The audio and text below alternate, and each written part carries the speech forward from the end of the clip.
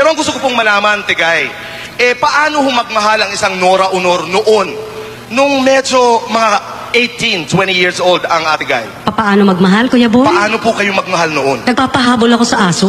Talaga po? Ay, opo. Kaninong aso po ang humabol sa inyo? Ay, nahiya naman ako, pero siyempre doon sa first love ko yun. Sino po yung... Pagka nag-aaway kami, ito talaga totoo. Pag nag-aaway kami, siyempre, pag hindi ko nakita ng mga isang oras, parang ako maloka-loka.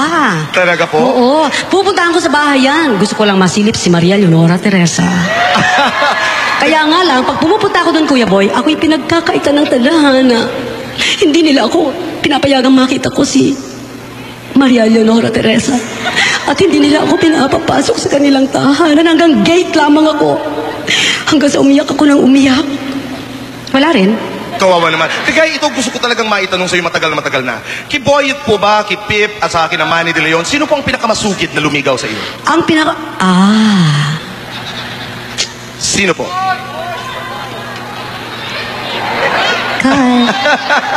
Hindi naman binanggit ni Kuya Boy, si Kokoy eh. Si Kokoy, pati si Kokoy po. Nariyan ho ba si Kokoy? Pati si Kokoy po. Basta't alam ko, naalala ko nung araw, nasa hospital ako, si Kokoy ha. Andun ako sa hospital, may sakit ako. Nandun si Kokoy, kasama niya isang kapatid niya.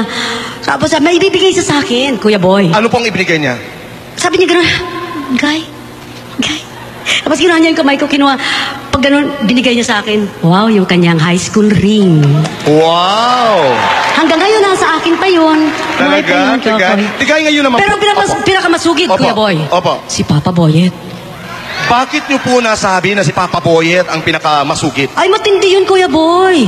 Matindi, kaya nga kami biglang nagpakasal eh. Di ba? Kung may isang awit po na maglalarawan sa iyong buhay, ano po yun? I will survive. Because you survive. And you will always survive, Survivor. Tigay. Huling katanungan, Tigay. Ilalabas ko po yung aking mahiwagang salamin. Nariyan po sa iyong harapan. Nasa harapan niyo po si Nora Cabaltera Villamayor. Ano po ang inyong sasabihin sa kanya? Magbago ka na, huwag ka na malilate sa taping ha. At sa schedule mo ha. Pero nagbago na ako, Kuya Boy. Nung araw, grabe. Maligayang kaarawan. I love you at maraming salamat po sa lahat ng kasiyahan na ibinahagi niyo po sa aming lahat. Maraming salamat po, Maraming Kuya salamat. Boy. Tigay. Bye, Kuya Boy! Kala mo, hindi ko. Thank you, Kuya Boy. I love you talaga, Kuya Boy. Hindi pa, minsan nagte-text ako sa'yo, Kuya Boy. Kaya lang, nawalan ako ng load. Hindi ko tuloy napasend sa'yo. Yun. Kuya Boy, eto po, ang pagmamahal sa akin ni Kuya Boy ay sobra-sobra talaga.